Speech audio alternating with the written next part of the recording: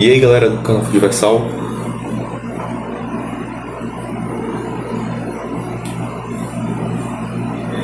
depois de eu ter ido pra missa, né? Eu fui pra missa hoje mais cedo. Tô gravando esse vídeo no domingo, né? Eu fui pra missa hoje mais cedo. Pra quem não sabe, eu sou católico, né? E eu herdei muito dessa minha fé em Deus e essa minha religiosidade muito forte da minha mãe, né? Eu ia com a minha mãe desde quando eu era criança, lá pra missa, pra igreja, ela me levava, né? Ela era do grupo de canto lá da igreja. E aí eu ia com ela, né? Aí foi... Eu era criança ainda. Minha mãe me levava. E ela até hoje ainda é muito religiosa, né? Tem uma fé assim, muito grande em Deus. Então eu herdei toda essa fé dela em Deus. Eu herdei toda essa minha fé que eu tenho em Deus da minha mãe. E se eu sou quem eu sou hoje, o homem de bem que eu sou hoje, o homem de sucesso que eu sou hoje, é muito por conta da minha mãe. Meu pai também, né? Meu pai me ensinou muita coisa boa também. E me ensina muita coisa boa. Assim como a minha mãe também me ensina até hoje muita coisa boa. Então, esse vídeo de hoje vai ser em homenagem, em primeiro lugar, a Deus, que é quem eu sou devoto, que é quem eu sou servo, né? E eu sou católico, né? Quem não sabe. Então esse vídeo, em primeiro lugar, vai em homenagem a Deus. Vai servir para louvar a Deus. Vai ser em louvor a Deus, né? Depois, em homenagem a Jesus Cristo, né? Aquele que morreu na cruz por mim, por todo mundo, né? Por nós. Que sacrificou por todo mundo, né? Por mim, por nós. Esse vídeo também vai em homenagem, além de Jesus, de Deus, de Jesus, vai em homenagem também a Maria, né? Nossa Senhora, a mãe do Salvador, né? De Jesus. E por fim, vai ser em homenagem ao meu pai e à minha mãe, né? Que foram quem me passaram todos esses valores, esses bons valores que eu tenho hoje, né? E se eu sou quem eu sou hoje é muito por conta do meu pai, da minha mãe também. Então esse vídeo vai ser em homenagem a eles também, meu pai e minha mãe. Vamos lá, vamos começar o react.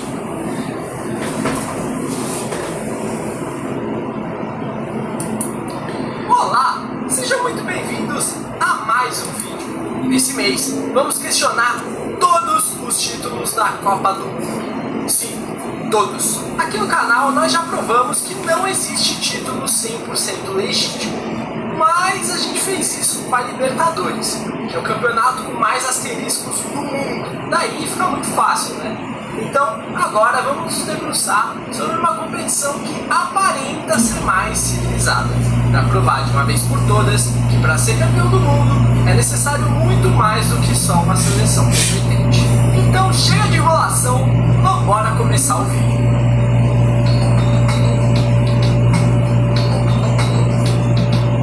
O asterisco do primeiro título mundial se deu por conta da quebra da Bolsa de Nova York, que desencadeou uma das mais, se não a maior crise econômica da história. A FIFA, vendo isso, pensou: um momento perfeito para lançar a primeira Copa do Mundo, lógico. Então, a primeira edição do torneio se iniciava sob a sombra dessa tragédia. O Uruguai, campeão dos Jogos Olímpicos de 24 e 28, foi o escolhido para sediar a competição, o que deixou as seleções europeias indignadas, porque teriam que cruzar o Atlântico para disputar a Copa. Vale destacar que estamos falando de 1930, então atravessar o oceano era algo demorado e caro. Como eu disse anteriormente, a galera estava ruim da grana. Por isso, as principais seleções da Europa não quiseram participar da Copa. Para as 16 vagas que a FIFA tinha idealizado, eles só conseguiram 13 países, sendo 9 das Américas e apenas 4 europeus, que nem eram as seleções de ponta do continente. Mesmo assim, a FIFA teve que ajoelhar e implorar para eles jogarem. No final das contas, a primeira Copa do Mundo foi praticamente uma Copa América, e o Uruguai saiu como vencedor ao derrotar a Argentina na decisão. Por muito tempo eu tive dificuldade de achar música de qualidade na internet. Ou eu achava aquele royalty free.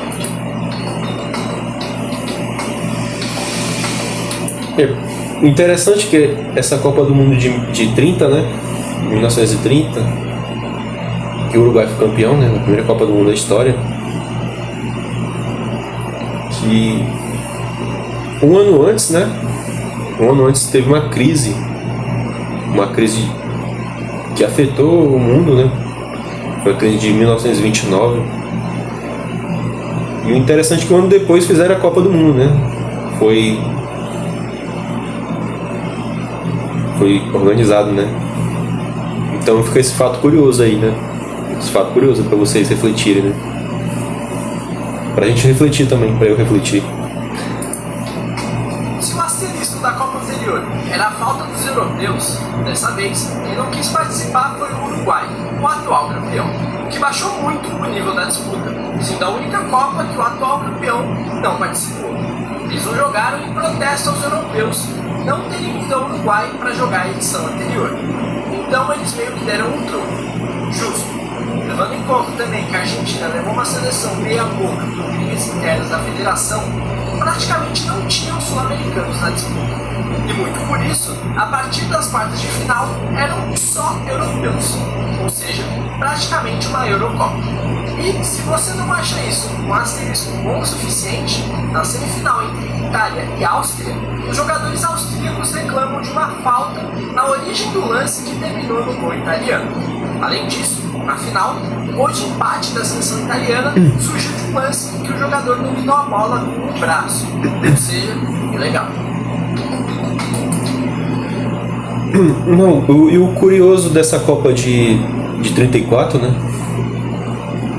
Foi que a partir das quartas de final, como ele mostrou aí, né? Virou praticamente uma Eurocopa, né? Só a seleção da Europa, né? Que foi totalmente o oposto da Copa anterior, da Copa de 30, né? Que foi praticamente, nas fases de mata-mata, foi uma Copa América, né? Que o Uruguai ganhou.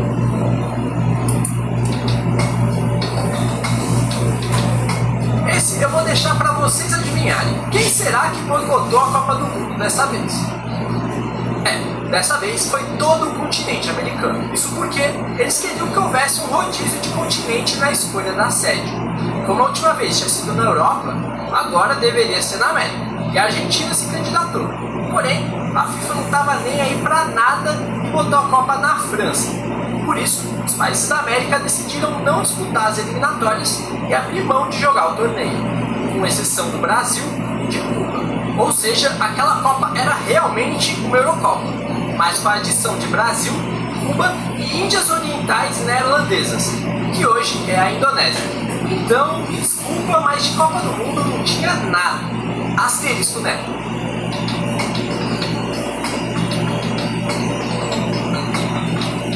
Aqui, a questão foi o regulamento. Na primeira fase, eram 4 grupos. O vencedor de cada grupo iria para uma, entre aspas, final, que era um quadrangular com os outros líderes dos grupos. Beleza? Beleza. O problema é que o suposto grupo do Uruguai era só ele e a Bolívia. Ou seja, para o Uruguai poder jogar a final daquela Copa, ele só precisou vencer uma partida da Bolívia.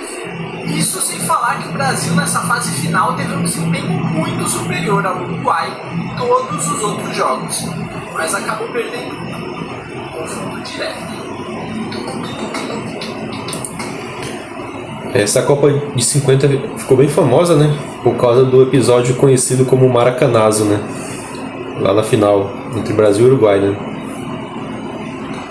Que o Uruguai ganhou em pleno Maracanã, de 2-1, com o gol do Didia, né? Que foi o carrasco da seleção brasileira nesse jogo aí, na final, né? Dessa Copa de 50. E essa Copa do Mundo aí, inclusive, foi a primeira Copa do Mundo feita no Brasil. Foi a primeira Copa do Mundo realizada no Brasil, essa Copa do Mundo de 1950. E que mais tarde, né, muito tempo depois aí, a gente iria ter a segunda Copa do Mundo, né, em 2014. E aí aconteceu o que aconteceu lá na semifinal, né, com o Brasil lá com a Alemanha, né, aquele vexame lá. E depois outro vexame da disputa do terceiro lugar contra a Holanda, né.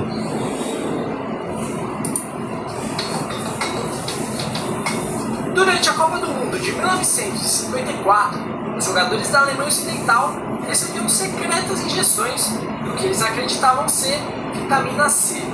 Mas, segundo estudos realizados por uma universidade alemã em 2010, na realidade, eles estavam recebendo metanfetamina, um estimulante muito utilizado por soldados durante a Segunda Guerra Mundial, substância que dá vantagem aos jogadores. Portanto, se enquadraria como doping. Vale lembrar que essa foi a Copa do Mundo do famoso Milagre de Berna, onde a mesma Alemanha que tinha tomado 8-3 da Hungria na fase de grupos, enfrentou essa mesma Hungria na final e começou perdendo por 2-0 e virou para 3-2, se sagrando campeão do mundo. Nessa partida também teve um gol mal anulado da Hungria, que seria o gol de empate, no finalzinho do jogo.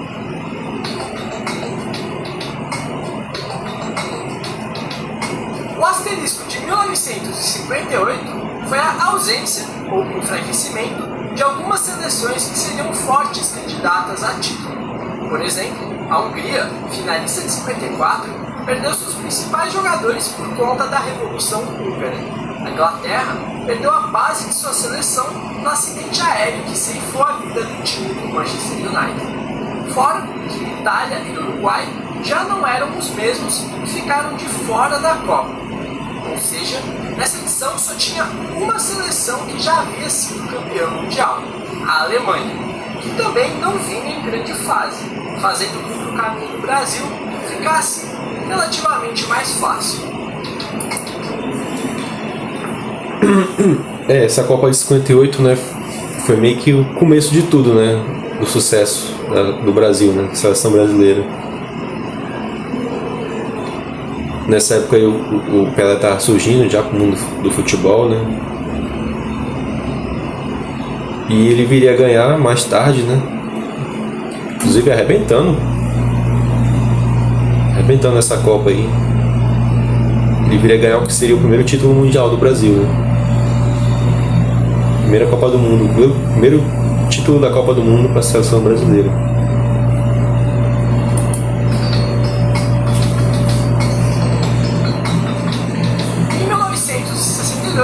O Brasil precisava de um empate com a Espanha para conseguir a classificação na fase de grupos. A seleção espanhola era muito forte e abriu o placar. No segundo tempo, o ponto espanhol invade a área brasileira e sofre um pênalti. Porém, o lateral Nilton Santos, na malandragem, dá um discreto passinho para fora e engana o juiz, que achando que foi fora da área, marca apenas falta. Na cobrança da falta, Puskas honra seu nome e mete um golaço de bicicleta, que o juiz anula porque sim. Após essas polêmicas, o Brasil melhora e vira o jogo, passando na liderança do grupo. Mas não acabou por aí.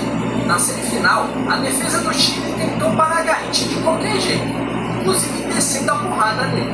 Quem fazendo tentou, porque não conseguiram. No final do jogo, Garrincha revidou e foi expulso. Ou seja, o Brasil, que já não tinha Pelé lesionado, perdia a Garrincha também para a final. Mas a expulsão não constava na súmula da partida, porque quem o expulsou foi o Bandeirinha, que tomou um chá de sumiço após o jogo e não assinou a súmula. Ou seja, Garrincha foi absolvido do julgamento e pôde jogar na final, mesmo depois de ter sido expulso na semi. Essa Copa de 62, né, marcou o bicampeonato da seleção brasileira, né? E aí quem estava na frente de tudo era o Pelé, né? E junto dele o Garrincha, né? Que eram as principais estrelas da seleção, né, nessa época aí.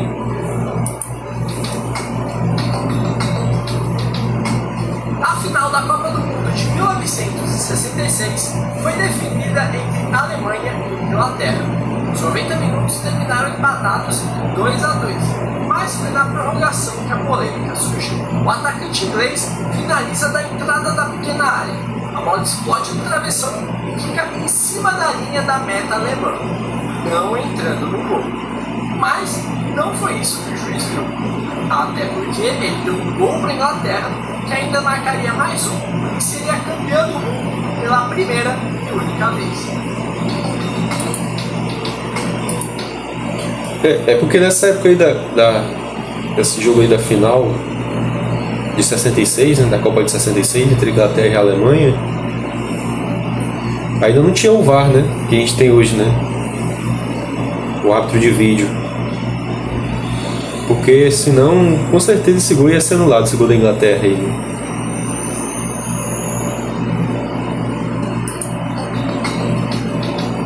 Na semifinal do torneio, o Brasil enfrentava seu antigo carrasco, o Uruguai.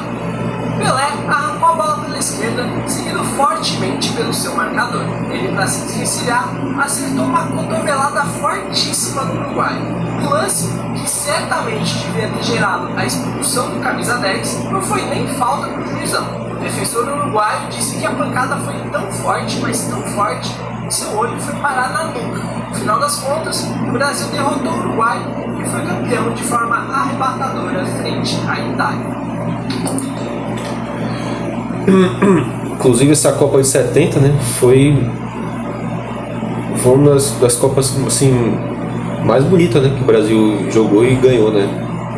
E dizem que o pessoal que entende futebol, né, o pessoal da imprensa aí, da mídia, né, e o pessoal de fora da mídia também, né, que foi a Copa que teve a seleção brasileira que praticou o futebol mais bem jogado, né, da história, assim. Perdendo só para a seleção de 82, né? Mas essa não ganhou, não chegou a ganhar a Copa do Mundo, mas em termos de futebol,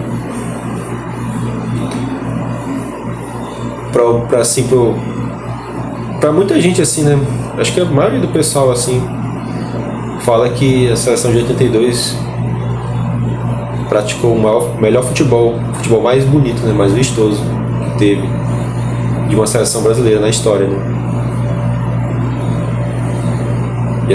E essa seleção de 82 tinha o Zico, né? Tinha o Zico como grande craque dessa seleção nessa época aí. A Copa de 1974 reuniu as duas Alemanhas em um mesmo grupo. O confronto era muito importante para a formação das chaves dos mata-matas. Quem vencesse cairia na chave de Brasil, Holanda e Argentina. O perdedor cairia com Polônia, Suécia e Iugoslávia. E reza a lenda que a Alemanha Ocidental, que tinha um time mais forte, entregou o jogo para outra Alemanha para cair na chave mais fraca.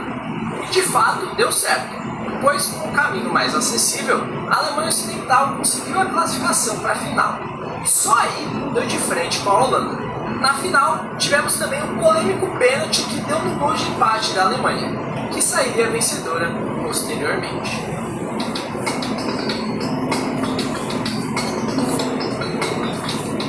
A Copa de 78 foi uma das mais polêmicas da história. Isso desde a escolha da Argentina como país sede.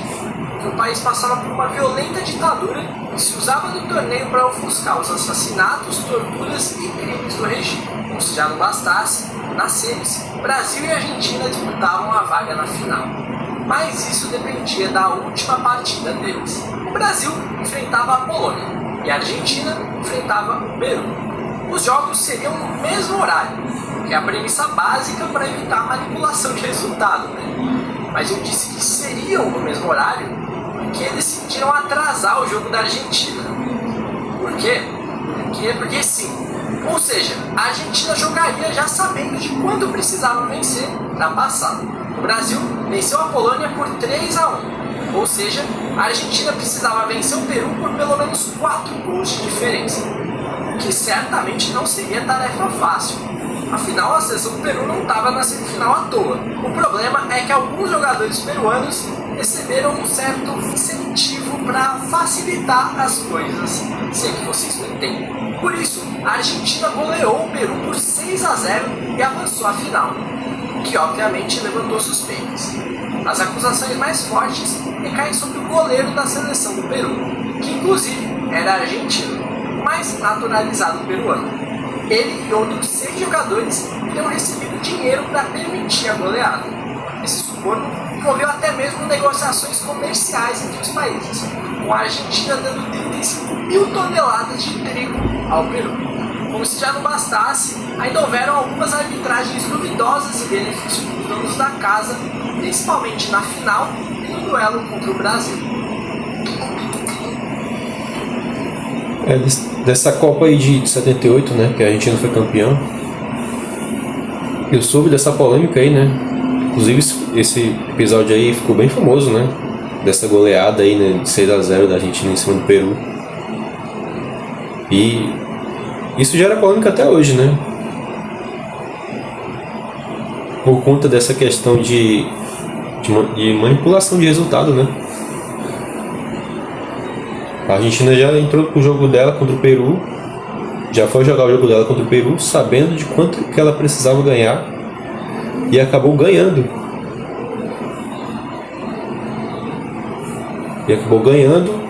Além do mínimo que ela precisava ganhar, né? Que era 4-0, como ele falou aí. E a Argentina acabou ganhando de 6-0, goleando o Peru 6-0.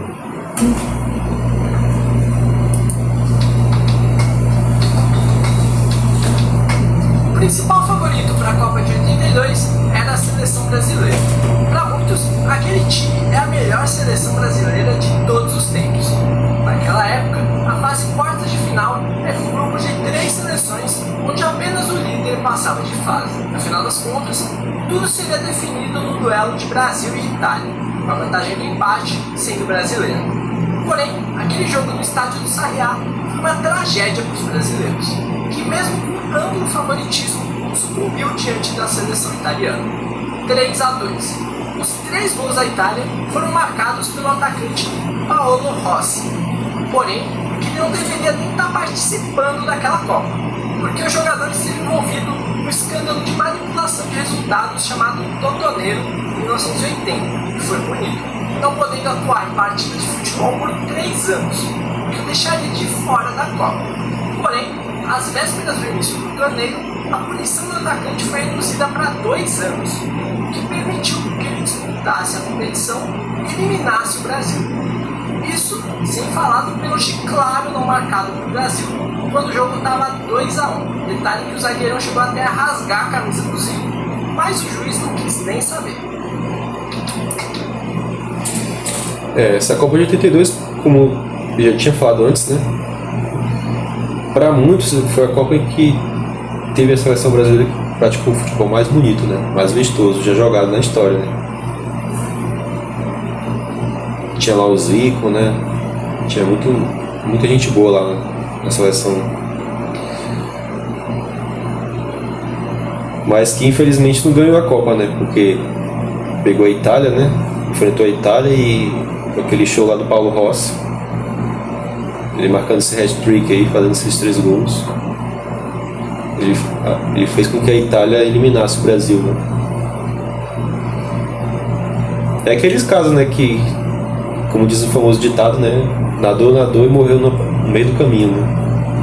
No meio do caminho da praia, né? Foi o caso dessa seleção de 82, seleção brasileira.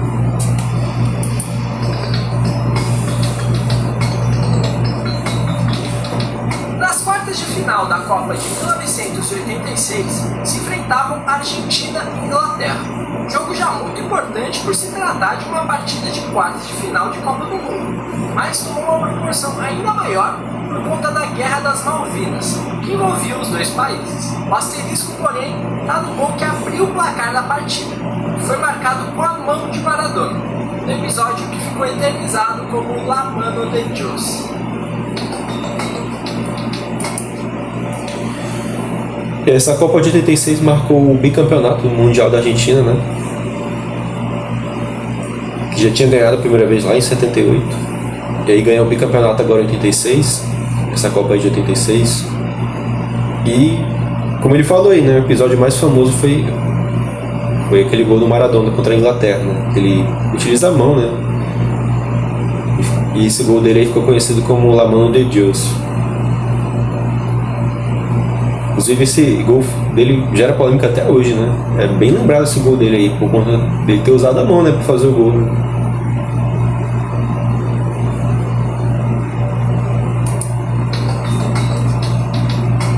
A Copa de 1990 trouxe a final um duelo entre a Alemanha e a Argentina, e a partida foi definida em um pênalti no finalzinho do jogo.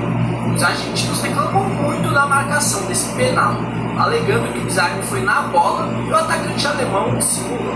Porém, vale citar também os asteriscos que permitiram que a Argentina chegasse à final. Na fase de grupos, no duelo frente à União Soviética, Maradona mostrou que Deus é ambidestro. Utilizou La Mano de Dios para tirar um gol soviético.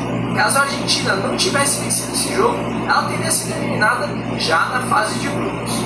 Nas quartas de final contra o Brasil, em determinado momento, o lateral brasileiro, branco, pediu uma água aos argentinos. Foi dada a ele uma garrafa diferente, até porque a água dele estava batizada com sonífero, o que fez com que o jogador sentisse náuseas e mal-estar pelo resto da partida. Essa história foi confirmada pelo próprio Maradona e por outros jogadores anos depois. Inclusive essa Copa de 90 aí marcou o episódio mais famoso, né? Mais polêmico, que gera mais polêmica até hoje esse episódio aí, né? Do branco ter bebido água batizada, né?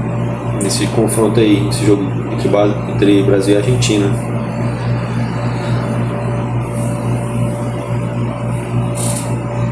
O que acabou beneficiando, né, a seleção argentina.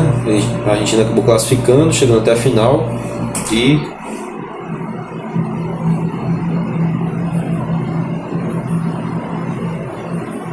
meio que o destino acabou prejudicando a Argentina, né, e beneficiando a rival dela que ela enfrentava na final, né, que era a Alemanha. Então, meio que o próprio destino fez justiça, né? Fez justiça pra nós aí do Brasil. Com a Argentina perdendo essa final aí da Copa de 90.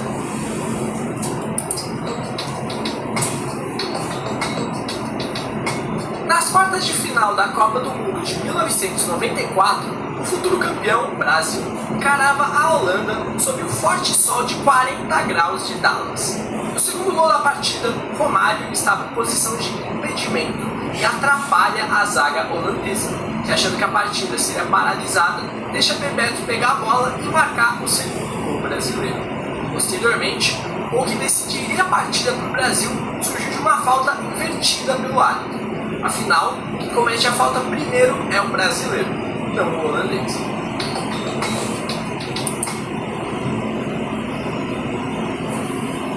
Inclusive essa Copa de 94 foi a que eternizou, né, o Bebeto e o Romário como uma das melhores duplas de ataque da história, né, da seleção brasileira.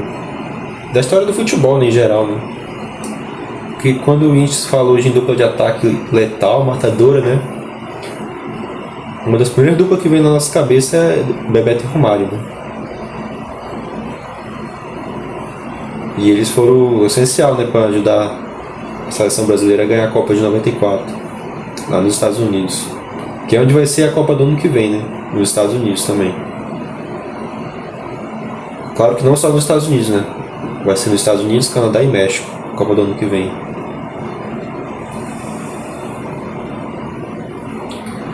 E aí teve aquela final histórica, né, de 94, entre Brasil e Itália, né, e tem aquele lance histórico, né, que é lembrado até hoje, né, lembrado positivamente para nós, né, nós brasileiros, né, que é aquela disputa de pênalti na final e que o Baggio perde o pênalti, né, decisivo, e dá o título pro Brasil, né, da Copa de 94. A grande final da Copa do Mundo de 1998 era Brasil, o atual campeão, contra a França, que buscava seu primeiro título. O Brasil vinha com todo o favoritismo. Afinal, não só tinha um time melhor, como também tinha o melhor jogador do mundo na época. Simplesmente Ronaldo Fenômeno aos seus 21 anos. Porém, na manhã que antecedia aquela partida, aconteceu uma história até hoje muito mal explicada, que gerou teoria da conspiração e até uma CPI para investigar. O que se sabe é que o astro da seleção brasileira teve uma convulsão na tarde antes da partida em seu quarto. Ele foi visto pelos seus companheiros e levado ao hospital. Os outros jogadores ficaram desesperados, obviamente. Eles temiam muito pela vida do seu companheiro. Porém, os exames que foram feitos não acusaram nada de anormal. E isso foi o suficiente para o atacante pedir para jogar. Afinal, ele sequer se lembrava do ocorrido. Quando todos os jogadores já estavam trocados, prontos para jogar sem Ronaldo, ele volta do hospital, direto para o vestiário, falando que ia jogar e que estava bem.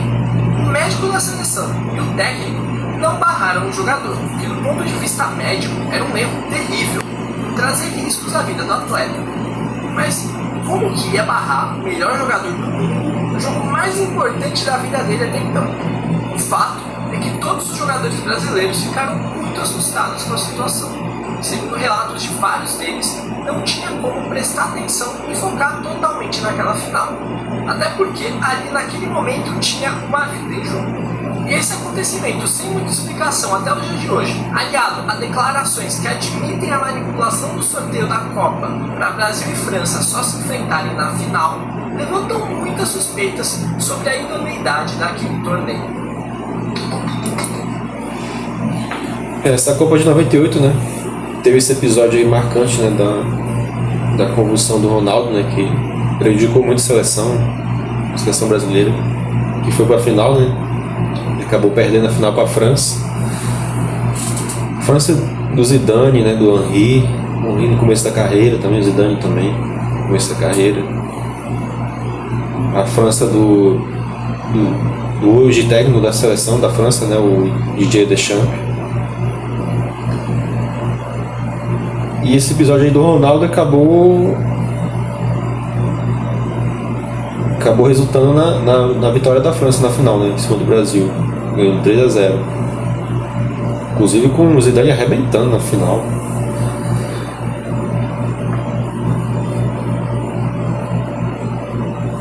E aí marcou o primeiro título mundial da França, né?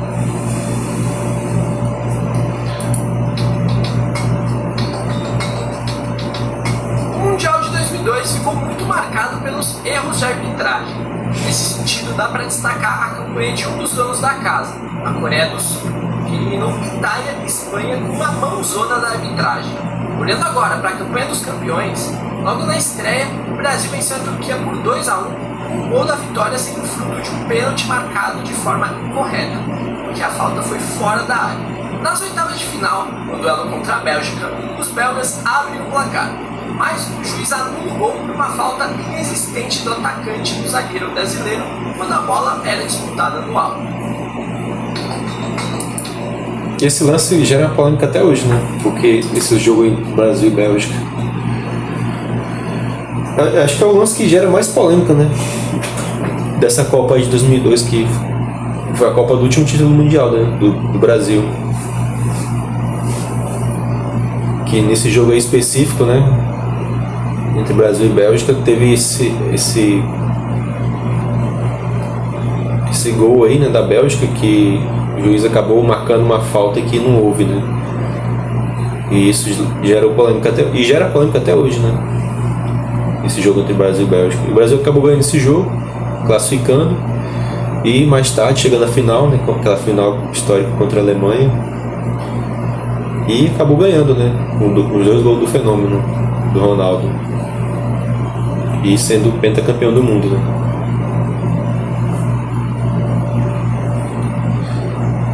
Eu lembro de alguns jogos dessa Copa de 2002. Foi assim, a primeira Copa do Mundo que eu vi, assim. Mas eu tenho assim uns flash, só flash, pequeno flash na memória, né? Eu lembro muito daquele golaço do Ronaldinho Gaúcho contra a Inglaterra nas quartas de final dessa Copa de 2002, que ele chuta lá do meio campo praticamente, Aí a bola pega um efeito, né? Faz uma curva e engana o goleiro da Inglaterra e entra no gol, né?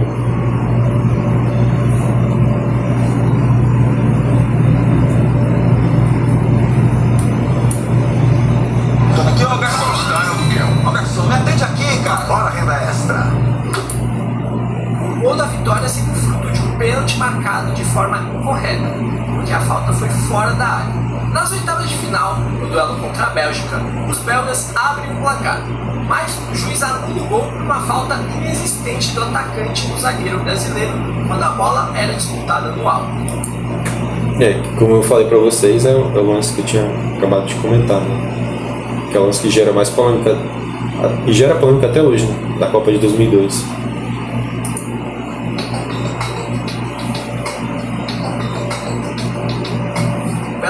De final da Copa do Mundo de 2006, a seleção da Itália enfrentava a Austrália. E o jogo, que estava muito pegado, ficou marcado por uma decisão polêmica da arbitragem. Aos 47 minutos do segundo tempo, o juiz assinalou um pênalti para lá de discutível a favor dos italianos. Decisão até hoje muito lembrada pelos australianos, que viram o pênalti ser convertido e eliminar a seleção da Austrália de forma injusta. Nessa Copa de 2006, ainda houve uma das histórias mais suspeitas da história do futebol, a cabeçada do Zidane na final. O jogador mais experiente do time da França, no seu último jogo da carreira, uma final de Copa do Mundo, tomou uma atitude dessa, ainda algo que gera muito debate e foi tema de diversos documentários e matérias que levantam teorias sobre o acontecimento. Inclusive esse lance aí da cabeçada do Zidane foi o lance mais marcante assim para mim na Copa de 2006, né? E nessa Copa de 2006 tinha uma das melhores seleções brasileiras da história, me arrisco a dizer, ó. Pô, tinha o Kaká lá no meio de campo, tinha o Ronaldinho Gaúcho, tinha o Zé Roberto, tinha o Roberto Carlos, que foi muito apedrejado, né? Porque o gol da França que eliminou o Brasil nas quartas de final em 2006 foi de uma falha dele, né? Do Roberto Carlos, que ele foi abaixar para ajeitar a meia, né? E aí a França prosseguiu com o ataque, que acabou resultando no gol de Thierry Henry para a França, que eliminou a seleção brasileira da Copa nas quartas de final. Foi Brasil e França. E aí a França chegou na final, né? E aconteceu esse lance mais marcante, assim, os lances mais marcantes da história da Copa para mim. Foi essa cabeçada do Zidane no Materazzi na final, né? Entre Itália e França, que marcou o último jogo da carreira do Zidane, né? Que depois dessa final ele se aposentou. E a Itália acabou ganhando esse jogo, essa final aí nos pênaltis, né? Eu lembro bem dessa Copa do Mundo 2006, que foi na Alemanha. A bola, na minha opinião, era uma das bolas mais bonitas que já teve na história das Copas. Na minha opinião, é a bola mais bonita da história da Copa do Mundo, né? Todas as Copas do Mundo. Pra mim, a bola da Copa mais bonita é a bola da Copa de 2006.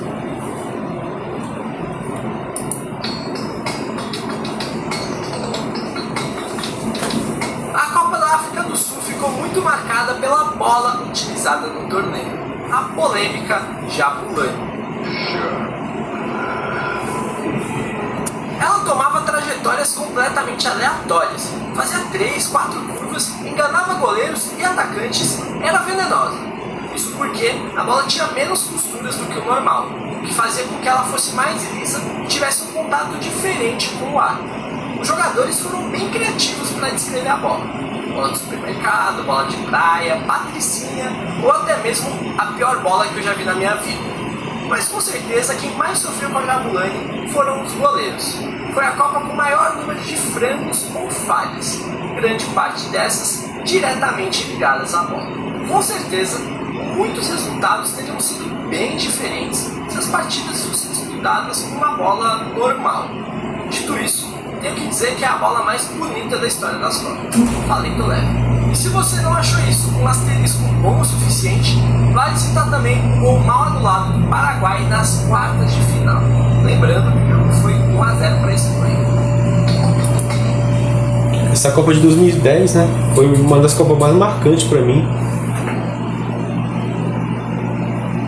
Tinha aquele tema lá da Shakira, né, do Waka Waka lá da tema da Copa do Mundo de 2010, né, que é um dos temas que eu mais gostei de Copa do Mundo. E é o tema que eu mais gosto, né, que mais gostei de Copa do Mundo até hoje. O Waka Waka da Shakira. E aí essa Copa de 2010 foi a Copa das Vuvuzela também, né? Que todos os jogos da Copa tinham aquele barulhão de vuvuzela nos estádios, né? Que as torcidas faziam. E também a seleção brasileira foi jogar a Copa treinada pelo Dunga, né?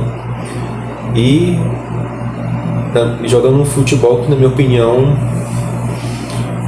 não era compatível com a tradição da seleção brasileira, né?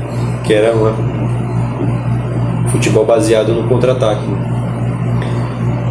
E tinha o Kaká como um grande craque, né, dessa Copa de 2010. Teve muita polêmica também porque o Dunga na época não levou o Ganso e o Neymar, né, que estavam arrebentando lá no Santos.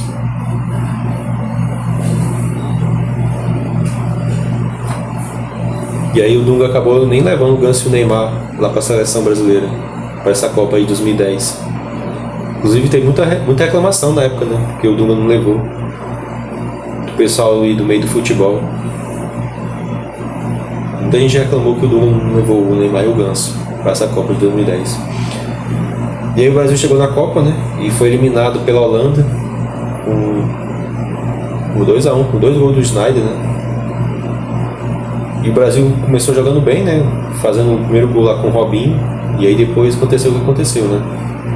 O Sneijder fez 2 gols e classificou a Holanda, que chegaria à final e enfrentaria a Espanha, né, que fez uma Copa assim, uma Copa do Mundo por gasto, né. Acho que a maioria das vitórias dela foi de 1-0, né, e inclusive a final, né, ganhou de 1-0 o gol na prorrogação do Iniesta, né, que pra mim tinha que ter ganho a bola de ouro nesse ano aí, ó. O Iniesta não ter ganho a bola de ouro em 2010 foi um crime, assim, um pecado. Sinceramente, cara. Até doido.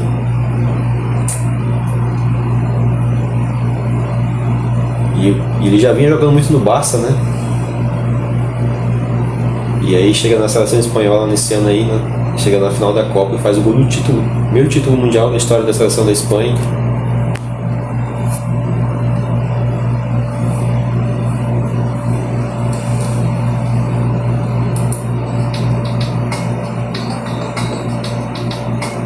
Chegamos na Copa do Mundo do Brasil. Aqui admito que até eu duvidei da minha capacidade. Pensei, o que eu vou falar dessa Copa? Mas tem asteriscos. Antes do fatídico 7-1, tivemos um Brasil e Colômbia pelas quartas de final. O Brasil venceu por 2-1, mas o que marcou aquela partida foi a joelhada do Zúñiga nas costas do Neymar, que o lesionou e tirou o grande craque da seleção brasileira daquela Copa. E não é exagero nenhum dizer que esse foi um fator determinante para a tragédia que aconteceria depois. Agora, o Neymar em campo, o Brasil venceria a Alemanha? Eu diria que não. Mas eu não tenho bola de cristal, né?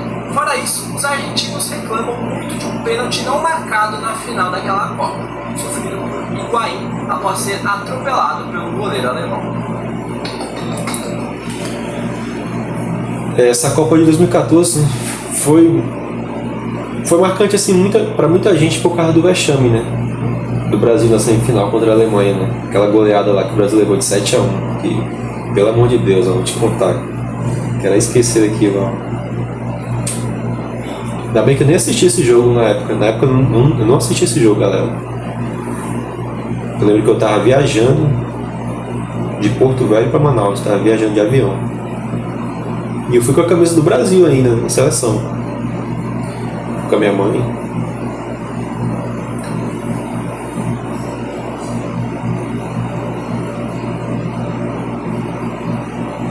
E aí a gente tava no avião, né? E eu lembro que o piloto ia informando a gente, né? Tudo que tava acontecendo no jogo do Brasil com a Alemanha, né? E aí eu lembro que cada vez que ele falava assim, era uma decepção, né? Ele falava, era gol da Alemanha, toda hora ele falando gol da Alemanha, nossa, aí... Aí chegou, né? Chegou no destino lá do avião, que era Manaus, né? E aí que eu fiquei sabendo depois do resultado, né? Quando foi aquela tragédia que todo mundo sabe, né? 7-1. E aí o que ele não falou aí depois é que teve outra tragédia também, né? Que o Brasil foi para disputar o terceiro lugar, né? Perdeu a semifinal e foi disputar o terceiro lugar com a Holanda, né? Que tinha sido eliminada pela Argentina na semifinal, né? E esse aí já assisti, esse jogo aí todo. Mas esse jogo aí o Brasil jogou meio de ressaca, pelo que eu percebi, né? Por conta da goleada que levou contra a Alemanha, né? E o jogador tava meio... Percebi assim a seleção meio desmotivada. Meio não, totalmente desmotivada, né? E acabou levando aquela goleada de novo pra Holanda, né? 3-0 pra Holanda.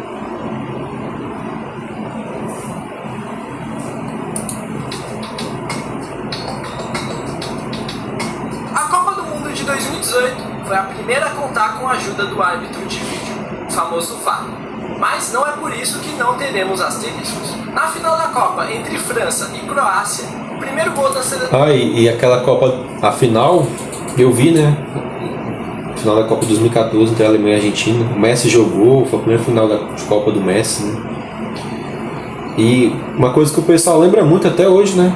Foi o caminhão de gols que o Higuaín perdeu, né? Que era o principal centroavante da seleção argentina nessa época aí, né?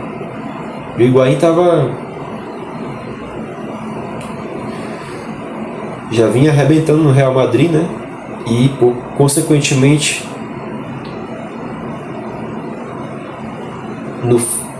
no fim da temporada dessa Copa do Mundo do Brasil, o Higuaín estava recém-saído do Real Madrid. Foi jogar no Napoli, se eu não me engano, o Higuaín. E a seleção argentina foi para a final e o Higuaín perdeu o caminhão de gols nessa final contra a Alemanha, e esse episódio é lembrado até hoje, né? E outra coisa também que é lembrada é o gol do Götze na final, né? Mário Götze, que foi o gol que deu o título para a seleção da Alemanha, né? Da Copa de 2014. E também a campanha surpreendente da Costa Rica, né? Que foi até as quartas de final, a seleção da Costa Rica. A seleção francesa surgiu de uma falta inexistente. Na cobrança dessa falta, Mandzukic marca contra. O jogador que disputa a bola com ele estava impedido.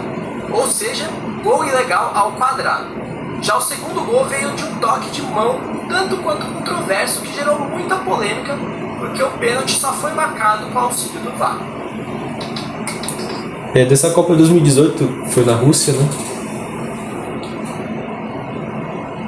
O Brasil era treinado pelo Tite, né? E eu lembro que nessa Copa aí a França tinha o Giroud como centroavante, né? E foi a Copa assim que a França foi campeã sem o Giroud ter feito um gol sequer. Foi a Copa que a França foi campeã sem o Giroud ter feito um gol sequer, né? Então essa Copa aí foi bem marcante, assim, bem lembrada. Todo mundo assim, né? Quem gosta de futebol, quem conhece futebol, foi marcado por conta disso, né?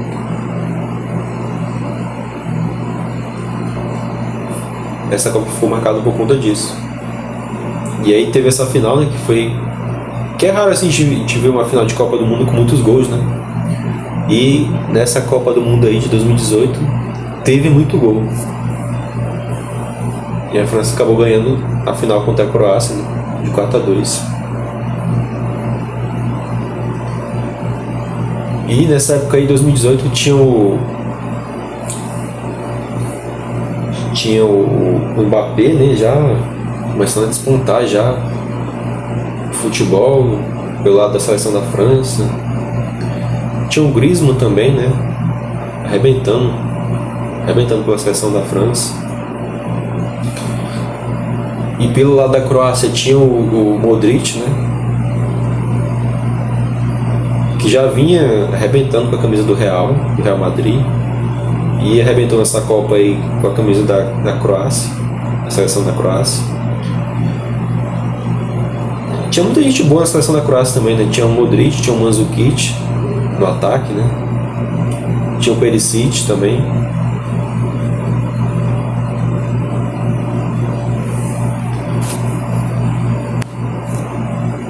E nessa Copa aí foi marcante pro Brasil, né? Pra mim, que sou brasileiro, sempre torci pela seleção brasileira, sempre vou torcer, independente da fase que ela esteja, né? Foi marcante o jogo da eliminação, né? Das quartas de final, Brasil e Bélgica, que a Bélgica ganha, né? De 2-1. E o primeiro gol da Bélgica, se eu não me engano, foi um gol contra, né, do Fernandinho. E o outro gol foi do De Bruyne, né? Um chutaço lá fora da área que o Alisson, que era o goleiro da seleção na época, acabou aceitando, né, o chute do De Bruyne.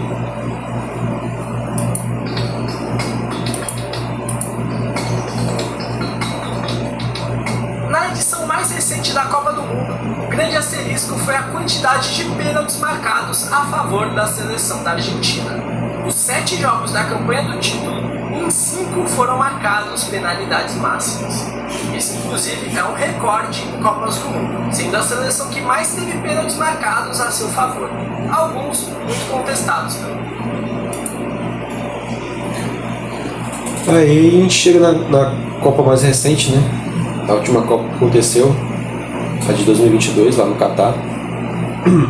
E essa aí já está bastante fresca na minha memória, né? Aconteceu em dezembro de 2020, aconteceu em dezembro de 2022, no Catar. Por conta que era a época que o clima estava mais favorável no Catar, né? Para ser jogado na Copa do Mundo lá. E que acabou assim consagrando, né, a seleção da Argentina como a campeã dessa Copa aí, né? E pra mim, essa final aí da última Copa do Mundo agora que a gente teve em 2022, pra mim é a melhor final de Copa do Mundo da história que eu já assisti, né? Até hoje, pra mim. Pensa numa final emocionante, galera, ó. Foi muito top essa final, ó. Nossa, cara, o jogo termina empatado no tempo normal, vai pra prorrogação, termina empatado também, e aí chega nos pênaltis, né? E aí o campeão só vai ser decidido na disputa de pênalti, mano. Até doido, né?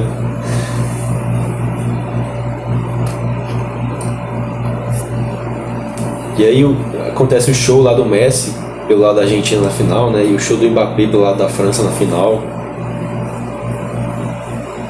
E na disputa de pênaltis, a Argentina acabou se consagrando, né? Vencendo a disputa de pênaltis e sendo campeão do mundo, né?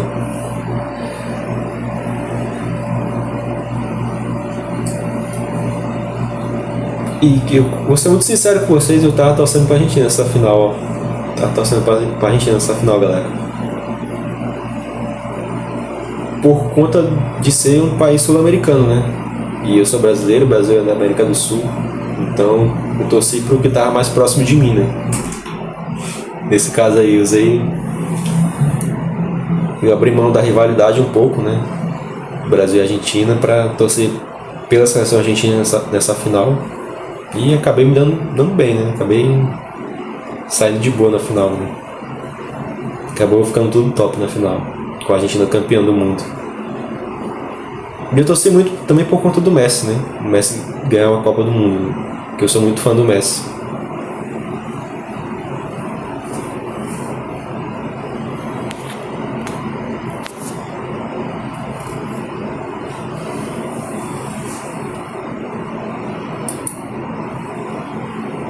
Bom, galera, por esse mês foi isso. Espero. Então é isso, galera. Se você gostou do vídeo, deixa seu like. Compartilhe esse vídeo com todo mundo que você gosta, aí, seus parentes, seus amigos. E se inscreve no canal e ativa o sininho para você estar sempre recebendo notificação de vídeo novo toda vez que eu postar aqui no canal. E deixa aí nos comentários, escreve aí nos comentários qual é a Copa do Mundo assim que foi mais marcante aí pra ti. Qual é a Copa do Mundo que mais te marcou?